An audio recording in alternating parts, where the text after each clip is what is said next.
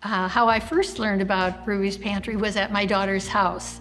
It was last year in February, and I came to her house and there was all this food on her table. And I said, "What is this?" And she said, "Well, it's Ruby's Pantry." And I discovered her church was part of Ruby's Pantry. Once a month, they had a food distribution, and it was a $25 donation.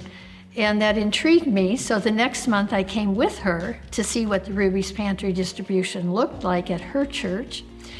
And I did some more investigating. I called different Ruby's Pantries, and I thought, well, this is something Lord of Life could do, I think. It would be a real benefit to the community. So I talked to Pastor David. He investigated by going to a Ruby's Pantry. Michelle Anderson, the executive director, investigated by going to a different Ruby's Pantry. And we all decided this was a worthwhile project. And so then we started the process of being approved as a pop-up site. That took 6 months.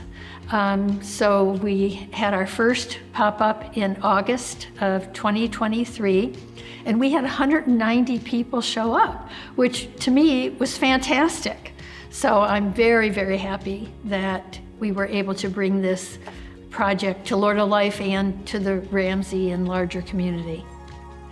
The logistics that we had to handle before the Ruby's Pantry, we had to figure out a date and time that worked both for Ruby's Pantry and Lord of Life.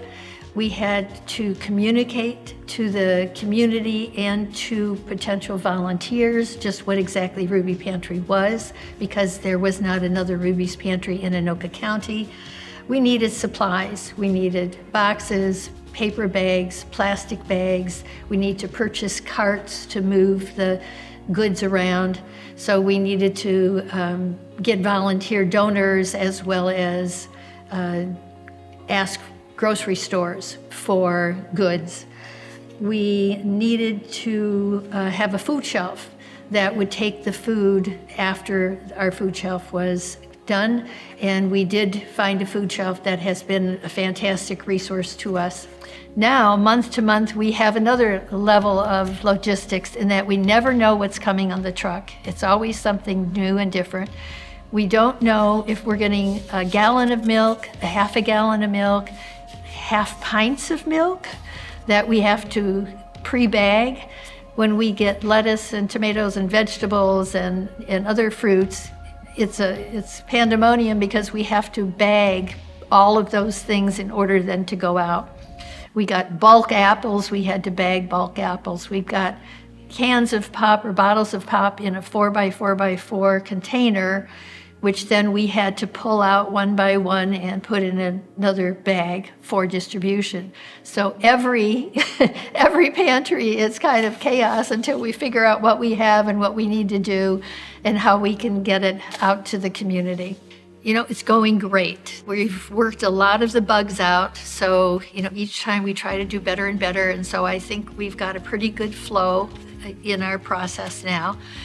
We have delivered between 190 and 250 shares of food, which I think is fantastic. And we're hopeful that we can continue to get the word out to the community so that they know that it's available. There's no requirements for the food. There's no eligibility. There's no, pay kind of eligibility. Basically, if you like food and like to eat, you're eligible.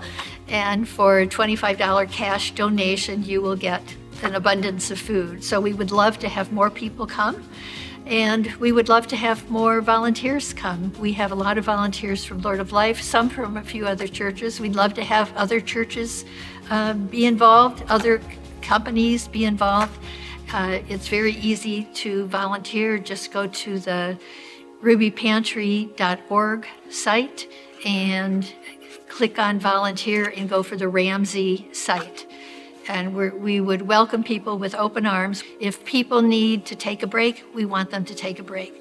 If people need a chair to sit on, we want them to sit on the chair. If they feel they can't do it anymore and need to go home, we understand, and we're happy to have whatever time they can give us. Please come and join us and get food, as well as, if you have any interest, be a volunteer.